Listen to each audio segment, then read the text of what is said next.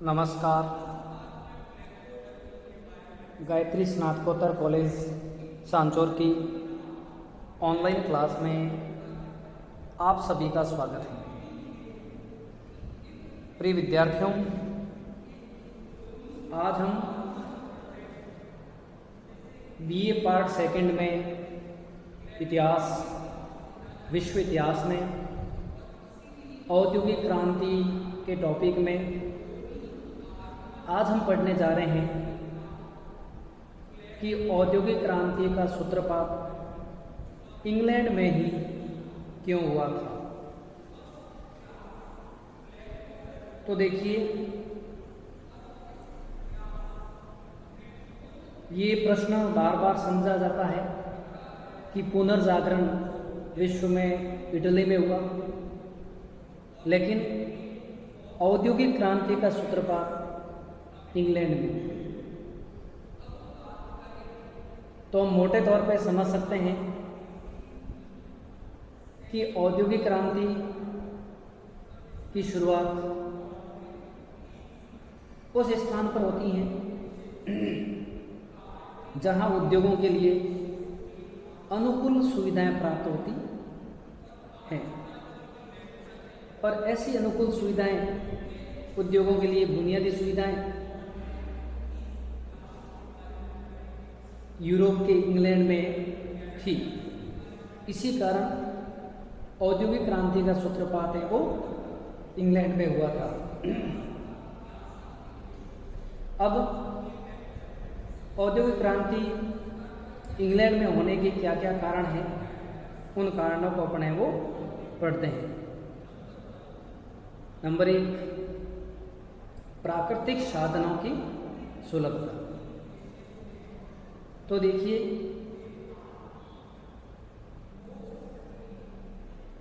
प्राकृतिक साधनों के अंदर अपन बात करें तो इंग्लैंड की भौगोलिक स्थिति काफ़ी महत्वपूर्ण है।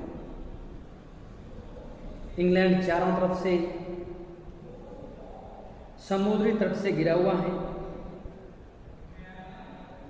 और अपनी इस विशेष भौगोलिक स्थिति के कारण एक तरफ तो वह शेष संसार से पृथक है, और दूसरी तरफ शेष संसार के निकट भी है, और चारों तरफ सागर समुद्र से घिरा होने के कारण यह देश बाह्य आक्रमणों से सुरक्षित रहा था। और प्राचीन काल में जलीय शक्ति के रूप में इंग्लैंड सबसे आगे था। संसार के प्रमुख व्यापारिक मार्गों पर स्थित होने से उसे विदेशी व्यापार में आशातीत सफलता मिली थी। इंग्लैंड की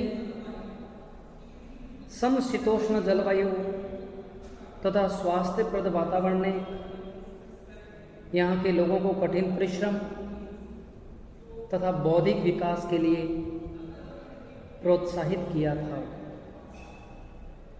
अर्थात इंग्लैंड की समशीतोष्ण जलवायु, स्वास्थ्यप्रद वातावरण और इन सब कारणों से व्यापारियों का आवागमन है वो सुलभ हुआ था। तो इस तरह इंग्लैंड में जलवायु भी अनुकूल थी, और अनुकूल जलवायु के कारण व्यापारी यहाँ पर रुचि रखते थे। इंग्लैंड का समुद्र तट न केवल 7000 मील लंबा था, अपितु इतना कटा फटा है कि सुरक्षित खाड़ियाँ और उत्तम बंदरगाहों का अपने आप निर्माण हो गया। गल्फ स्ट्रीम की गर्म सामुद्रिक धारा के कारण इंग्लैंड का पूर्वी किनारा हमेशा व्यापार के लिए खुला रहता था। गल्फ स्ट्रीम गर्म समुद्री जलधारा है, इससे भी व्यापार को प्रोत्साहन मिलता था। और इनका पूर्वी किनारा है वो हमेशा व्यापार के लिए अनुकूल माना जाता था। प्रकृति की विशेष कृपा इंग्लैंड पर थी और इस कारण से कोयला, लोहा और जल शक्ति के स्रोत प्रचुर मात्रा में इंग्लैंड में थे। लोहा और कोयला के साथ साथ और पास पास मिलने से लोहे एवं इस्पात के विकास में महत्वपूर्ण सहयोग मिला था।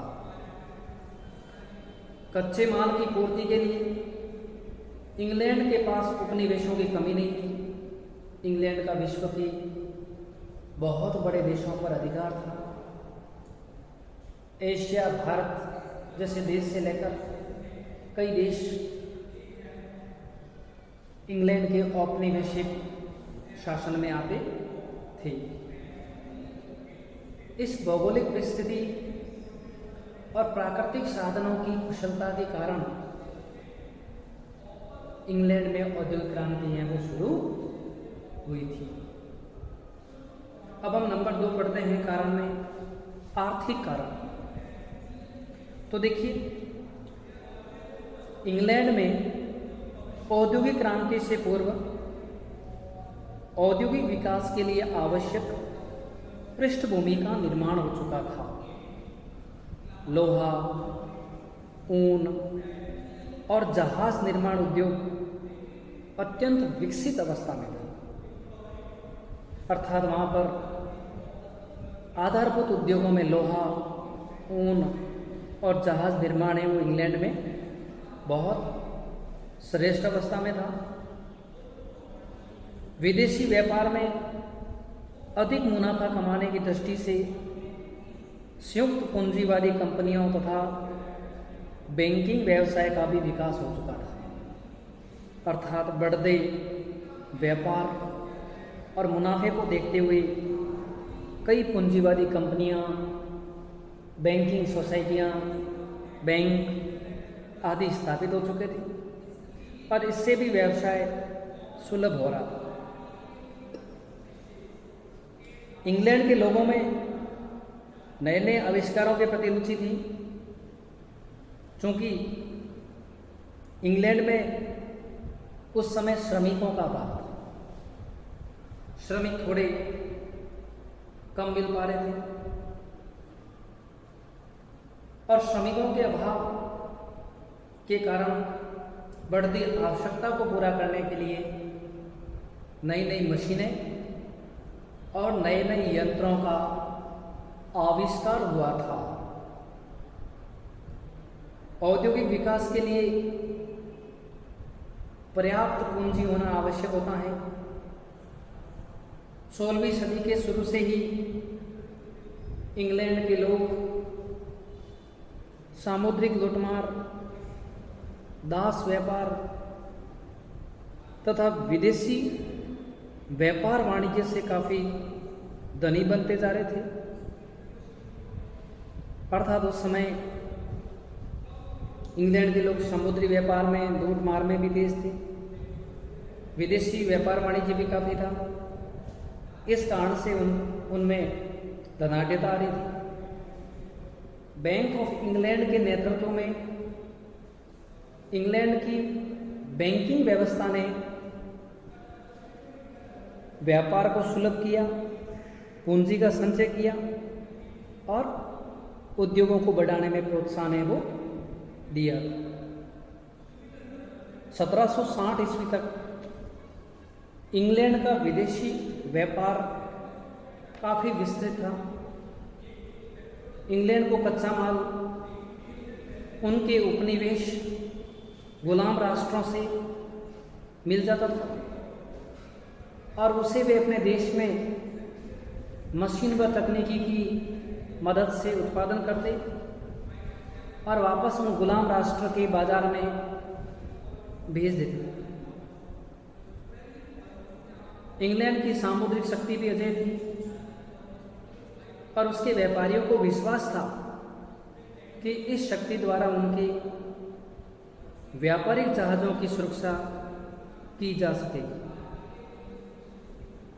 इसके साथ साथ सड़कों, नहरों, नदियों में जल यातायात का विकास होने से न केवल आंतरिक व्यापार में वृद्धि हुई, बल्कि श्रमिकों की गतिशीलता में वृद्धि आई और कारखानों में निर्मित माल को समुद्र तट तक भिजवाने और वहाँ से विदेशों से आए कच्चे माल को कारखानों तक पहुँचाने की भी सुविधा प्राप्त हो गई थी। उस समय में सड़कों का विकास, नहरों का विकास, यातायात के साधनों का विकास, इससे माल का आवागमन है वो क्या हो गया था, सुलभ हो गया। क्योंकि इंग्लैंड में श्रमिकों की तो कमी थी, परंतु कुशल एवं योग्य श्रमिकों ने इस कमी को पूरा करने में सहयोग दिया।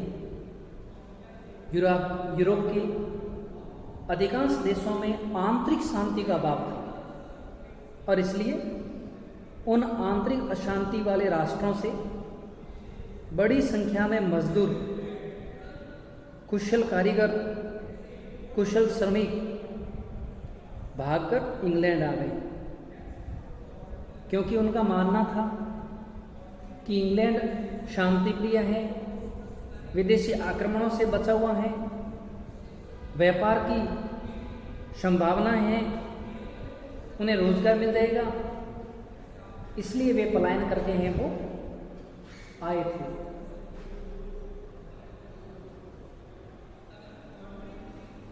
इसके बाद अगर अपन देखें तो इंग्लैंड में काफ़ी कुशलता बढ़ी, औद्योगिक विकास के लिए आर्थिक स्वतंत्रता भी मौजूद थी। लेकिन इसी दौरान इंग्लैंड में एक भयंकर महामारी आई, लाखों लोग मारे गए, इससे किसानों और मजदूरों की कमी हो गई और इसके परिणाम स्वरूप भूमिपतियों को किसानों के साथ उदारतापूर्वक व्यापार करना पड़ा और इसका किसानों ने लाभ उठाया और किसानों ने गांव छोड़कर मजदूरी की तलाश में नगरों की ओर आ गए। नगर की जनसंख्या बढ़ गई, किसान लोग अपनी योग्यता से, मेहनत से व्यवसाय में लग गए और इंग्लैंड में व्यक्तिगत आर्थिक स्वतंत्रता का सूत्रपात है वो हो गया। इंग्लैंड के औद्योगिक विकास ने वहाँ की आर्थिक नीति में भी योगदान दिया। सरकार ने उद्योग धंधों के विकास के लिए विदेशी माल के इंग्लैंड में आयात तथा वहाँ से कच्चे माल के निर्यात पर रोक लगाई और इसी दौरान भारतीय वस्तुओं पर 70 से 80% आयात कर लगाकर भारतीय सूती वस्त्र उद्योग को हतोत्साहित किया, कमजोर किया और ब्रिटेन के सूती वस्त्र उद्योग को है वो बढ़ाया। सरकार का संरक्षण मिलने से, मशीनरी युक्त सामान का निर्माण होने से विश्व के बाजारों में इंग्लैंड की वस्तुओं की मांग बढ़ने लगी।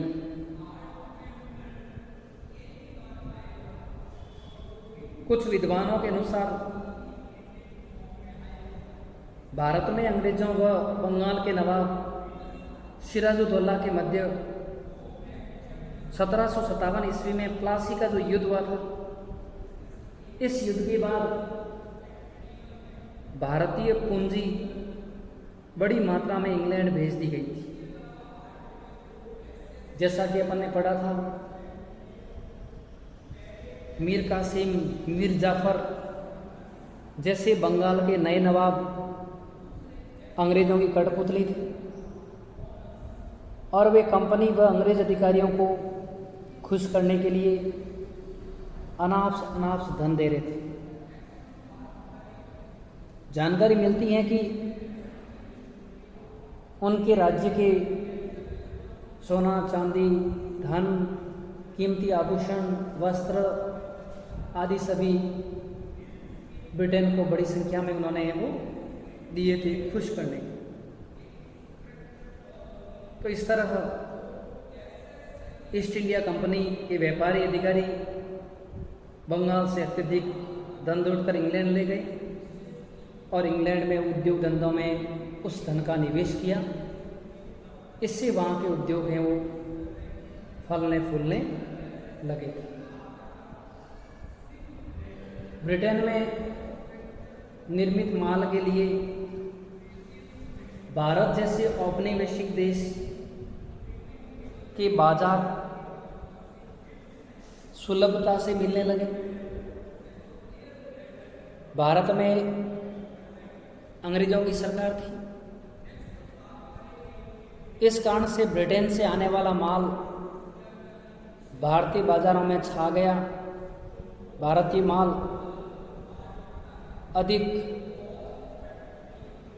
बिक्री करने के कारण सरकारी संरक्षण न मिलने के कारण कमज़ोर हो गया और इसमें भी ब्रिटेन ने एक मोटा मुनाफा है वो कमाया था। इंग्लैंड में बर्किंघम, लंकाशायर, मैनचेस्टर, लंदन जैसे शहरों में बड़ी संख्या में उद्योग स्थापित हुए, कल कारखाने स्थापित हुए और जिसके कारण इनका प्रभाव है वो बढ़ना शुरू हो गया था। अब हम अगला पढ़ते हैं। इंग्लैंड में औद्योगिक क्रांति में राजनीतिक कारण भी महत्वपूर्ण था। 1668 में जो इंग्लैंड में क्रांति हुई थी, उस क्रांति के बाद सुदृढ़ सिद्धांतों पर इंग्लैंड का संविधान आधारित किया गया। इससे आंतरिक शांति रही। वालपोल की कुशल नीति ने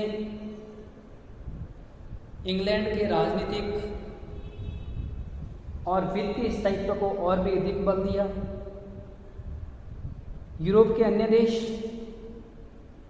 गृह युद्धों तथा बाह्य आक्रमणों से आतंकित रहे। इंग्लैंड में घरेलू शांति व व्यवस्था कायम रही, जिससे व्यापार और उद्योगों का क्या हुआ, विकास हुआ। इस पर श्रीमती नोवेल ने लिखा था कि ब्रिटेन की राजनीतिक सुरक्षा इतनी अच्छी थी कि लोग उद्योगों में आवश्यक स्थायी पूंजी लगाने में बिल्कुल भी संकोच नहीं करते थे। दूसरी बात, जहां यूरोप के अन्य देशों में कृषक दास प्रथा प्रचलित थी, वहीं इंग्लैंड के लोगों को इस घृणित प्रथा से बहुत पहले ही मुक्ति मिल चुकी थी। इसलिए वहाँ पर कारखानों का विकास हुआ और फिर अधिक मुनाफा मिलने के कारण लोगों की रुचि बढ़ती गई और इससे औद्योगिक क्रांति को बल मिला। इसके अलावा वहाँ पर शिक्षा का प्रचार हो चुका था। वहाँ के लोग आर्थिक समृद्धि के लिए विकासवादी दृष्टिकोण अपना रहे थे और इंग्लैंड में लोगों में नए नए आविष्कार, नई उत्पादन पद्धतियों में विशेष रुचि थी और वे वैज्ञानिकों और आविष्कारकर्ताओं का सहयोग भी हैं वो कर रहे थे। इन तमाम कारणों से यूरोप के इंग्लैंड में औद्योगिक क्रांति को प्रोत्साहन मिला था। धन्यवाद।